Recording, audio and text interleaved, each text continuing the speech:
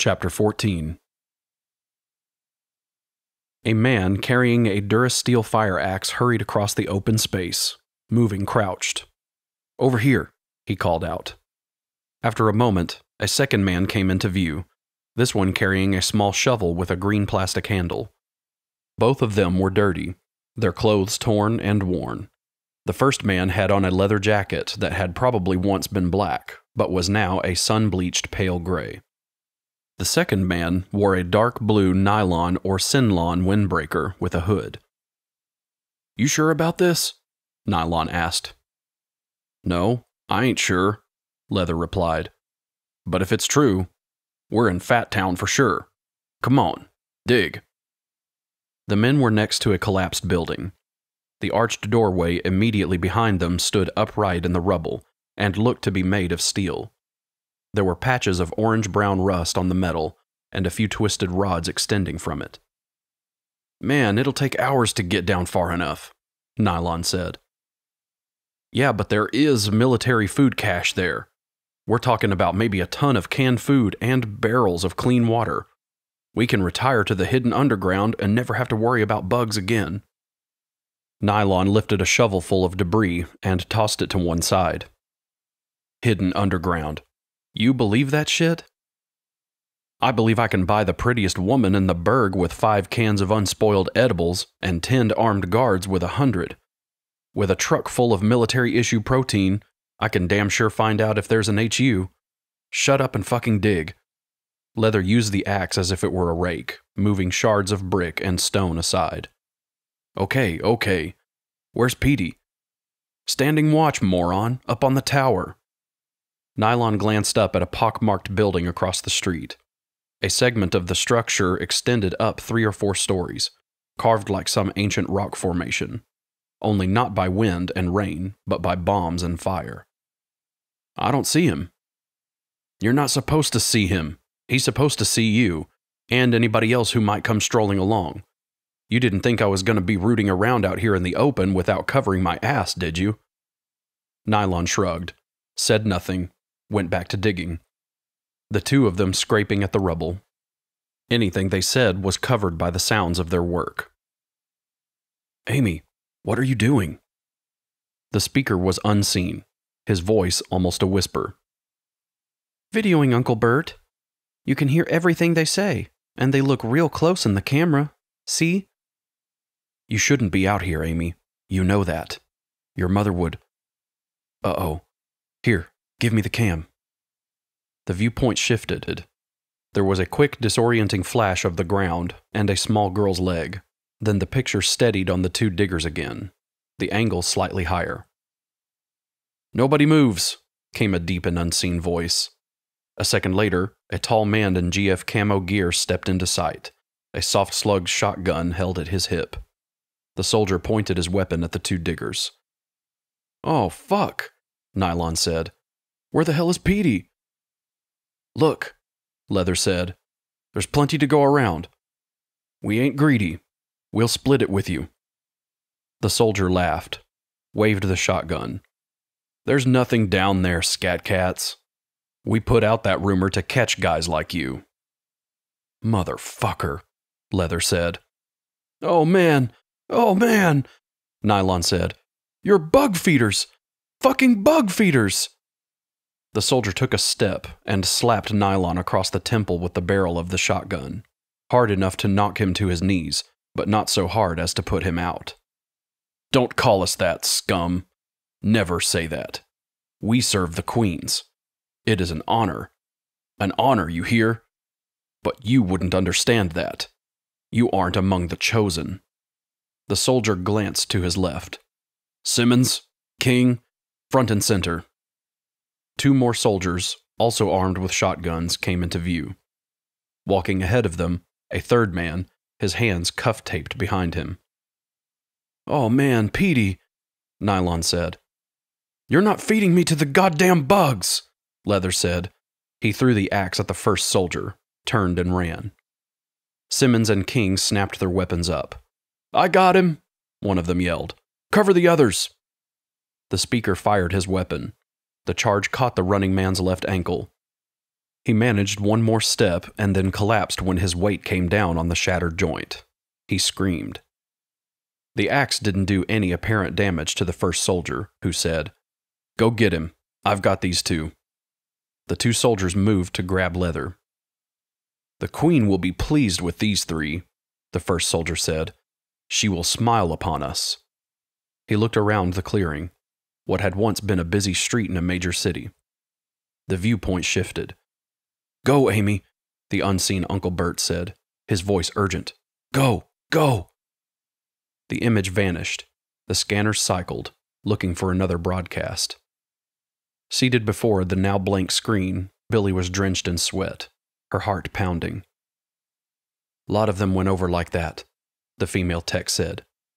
Annie, Billie remembered. "Not enough they have drones out hunting people. Now they got traitors doing their work for them, too. Hard to imagine why somebody would do that."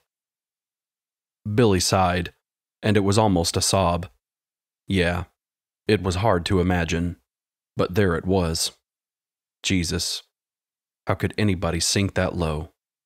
Jesus. The familiar weight of the 10mm carbine in his hands felt good. He wasn't in field armor, but Wilks also had 4 spare magazines strapped around his waist. 500 rounds ought to be plenty. Powell had gone off to the computer center to do the kind of thing he could do. Fiddle with the controls. Didn't matter. Wilks would manage the hot work. It was one thing the Marines had taught him well. Ahead, the doorway to the communications shack loomed. Wasn't even closed. Of course, they didn't have any reason to worry about security. Or, at least, they hadn't until now. When Wilks stepped into the small room, he saw Billie sitting in one of the chairs, staring at a blank screen. Next to her was a female tech. "Back away from the console," Wilks said. Billie looked at him. "Wilks, what?" The tech started to touch a control. Lady. You don't want to do that." He waved the carbine at her. "Roll the chair back and stand up slowly." The tech, unarmed, did as she was told. "Wilks!" "Come stand over here, Billie." She shook her head in puzzlement, but complied. He opened up on the console first, then shifted his hip point up and raked the screens. He was wearing canal suppressor buttons, so the sound was muted for him, but the two women covered their ears with their hands. The tech screamed. 30 rounds were plenty. The hard plastic chipped and shattered, delicate biocircuits shorted out, and the flat screen starred and ran out of image, turning a dark gray. Long-range communications at third base were history, at least for a while. There would be radio and Doppler on the crawlers and ships, of course, some of it capable of reaching over the near horizon to Spears. But if he hurried, nobody would get to those. Or if they did, it wouldn't matter. "Wilks, what the fuck are you doing?" "Staging a coup, or a mutiny. When Spears comes back, he's going to be relieved of command. Powell is taking over." "Shit, that pussy?" the tech said. "Spears will chew him to pieces." "If it was just him, yeah, probably. But there's a few troopers who don't want to become monster food. They're on Powell's side. And then there's me. Which team you want to be on, sister?" The tech licked her lips, sighed. "I'm with you. Sooner or later, everybody fucks up. That happens, you go into the hive. I'd rather swallow a bullet than an egg." Wilks nodded. "Come on then. Tell me about communications elsewhere on the station." "What is the situation on the storm, Trooper?" The man shook his head, obviously nervous. "Still swirling, sir. We can't hope to lift for at least another 3 hours." The trooper swallowed. "Sir?" Spears nodded. Not much he could do about the weather here. On some planets, decent-sized worlds, there were measures that could be taken with surface meteorology. A climate-controlled world wouldn't have your troops bogged down in mud or freezing in snow at the wrong time. A good commander had to think of such things. Many a battle had been lost, not to the enemy, but to a freak rain or heat low. A kamikaze, a divine wind, had once saved the old Terran empire of the Nihonese from an invasion by sea. Better weather at the start would have tilted major engagements of the Civil War toward the south. The Australian Wars, the Octurian police action, the Berengeti conflict, the outcomes had been affected in all these by a capricious natural ecology. How galling it must be to know you were superior in strength and numbers, had tactical advantages in terrain and material, and were a better strategist, only to be defeated by a monsoon. Could make an atheist believe in gods, that kind of shit. Spears nodded to himself. What about communications with the base? Negative, sir. Even the LOS transmitters can't punch through the swirls. Sorry. Not your fault, Marine. Carry on. Spears turned away from the communications man. They were in the planet's south dock, a fortified and secured area the alien drones were unlikely to be able to penetrate, even if their queen would allow them to try. The place rang hollow under Spears' gravity-augmented boot heels as he walked to the intercom sensor and waved it on. His men were clustered around their craft, talking in low tones, scared shitless of the aliens, as well they should be. Computer, put visual of the Queen on air. The holoproj flowered in front of the general. 4 cameras, 4 different views of the young queen, busy pumping out fresh eggs 4 levels below where Spears now stood. Good girl, he said, smiling. Just keep those troopers coming. Computer, ignite the floor burner in the chamber. Burner tube is blocked, the computer said. Spears allowed his smile a bit more wattage. Had to give it to the queen. She never stopped trying. Her drones had paved over the burner. Probably 4 feet of the rock spittle covered the training device. Clear the burner tube. After a moment, a faint orange glow began in one corner of the chamber, quickly climbing through the spectrum from dull to bright. A thin blue line flashed, speared through the overlay with the sharpness of a laser beam, hard-edged in the dim room. Tube cleared, the computer said. The queen had noticed, and Spears would bet megacredits to mouse turds she knew what was coming. Light the burner. Half-second burst only. A blast of flammable gas roared up to splash against the ceiling. A single hot ejaculation that cut off while the circle of fire still painted a yellow-orange circle on the rigid overlay. The queen looked at the vanishing fire, then swiveled her great emplated head and looked directly at one of the cameras focused on her. Spears chuckled. She knew it was there, knew he was watching her. Computer, give the queen an image of the pulse paint room, and put me on screen so she can see me too. The projection swirled into life in the chamber, the details hard to make out from where Spears watched his own holoproj. But he knew the queen could see it well enough. The queen looked at the image, then back at the camera, opened her mouth, hissed an acknowledgement at the tiny version of the general floating in the air before her. Spears nodded. Very wise, little mother. He turned away from the screen, looked at his human troops. Gazame, Seaman, Calm, front and center.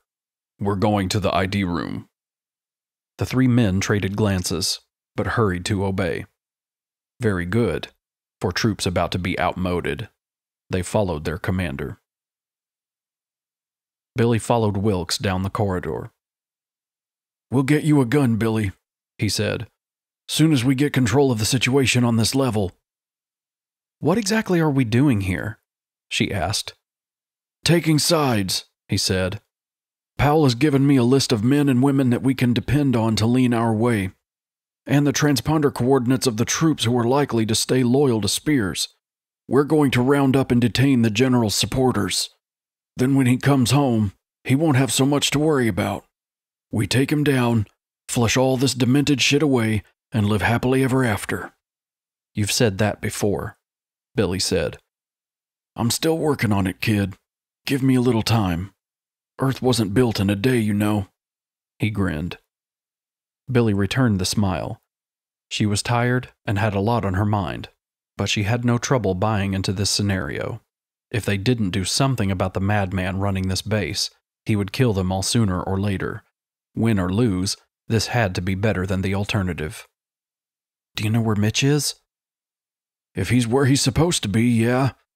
He'll be rigging an override in life support's auxiliary control by now. Why there?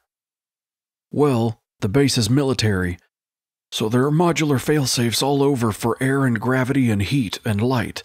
But if the mains go down, the emergency doors shut tight. Our side has the new override codes. Their side won't. They'll be bottled up unless we let them out. Nice trick. I thought so. Powell's idea. Not much of a field soldier, but he's not bad behind a console. Wilks pulled a small device from the crow patch on his belt, looked at it. Here we go. There are 5 of the bad guys just ahead, in the Queen's antechamber. Stay behind me until we get the field of fire on them. Copy that. Feels good to be moving, doesn't it? Billie nodded. Yeah, I hate to say it, but you're right. Hey, that wasn't so hard. You should practice saying it more often. It'll get easier. First, you have to be right once in a while, Wilks. I like you too, kid. Come on. Spears held the pulse paint gun 5 centimeters away from the drone's skull. It had its mouth closed, but he could smell its carry-on breath. It would just as soon kill him as look at him, he knew, but it would not. The Queen understood what would happen to her and her precious eggs if any of her drones so much as laid a claw on Spears. It was all about control, about power, and Spears had both. It had taken time and effort to find the alien's Achilles heel, but once he had found it, he kept his arrow aimed right at it. It was their only weakness, and he knew how to exploit it. The general waved the paint gun back and forth. The paint was actually micro-encapsulated grains of tritium in an acidic solution. The gun was programmed and sequenced so it would spray the correct number. The gun hummed as it forced the glowing slurry out under pressure. The material's color was also computer-controlled. This trooper would become a member of the Greens in another 2 seconds. There were 7 corps in his new Colonial Marines, 1 of each color of the rainbow. As of now, he had less than a score in each of the corps. Not much of an army per se, but one had to start somewhere. The number 19 etched itself into the drone's exoskeleton, deep enough so it wouldn't rub off, not so deep as to cause any damage. In the night, the radioactive tritium would be visible for a long way. In the daylight, the number still stood out against the dark gray of the alien's skull. Under an AUG strobe, the paint would pulse, like a sighting laser, each number blinking rapidly so a field commander in the air could visually acquire and pinpoint his men from even farther away than usual, if need be. Spears would put a copy of the skull ID on the back of the head in a moment.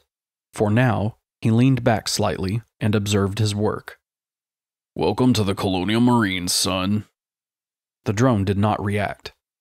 But Spears fancied that in some deep, if murky level, it understood. Spears slapped the thing on the skull. It was cold, smooth, slightly clammy to his touch. Now you stand still, Marine, while I get the backside. Spears was aware of his 3 human troopers watching him as he moved around the platform. Jesus Christ, one of the men whispered.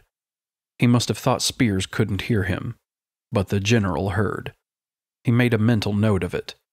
Disloyalty was everywhere, even among the so-called best of his human troops. He put one hand out and touched the alien's skull to steady himself as he brought the paint gun up. Disloyalty wouldn't be a problem with these soldiers. They did what their queen said without question, without hesitation, and Spears controlled the queen's. Glowing green etched itself into the hardness of his new recruit's head. Semper Fidelis, Spears thought. That was never more true.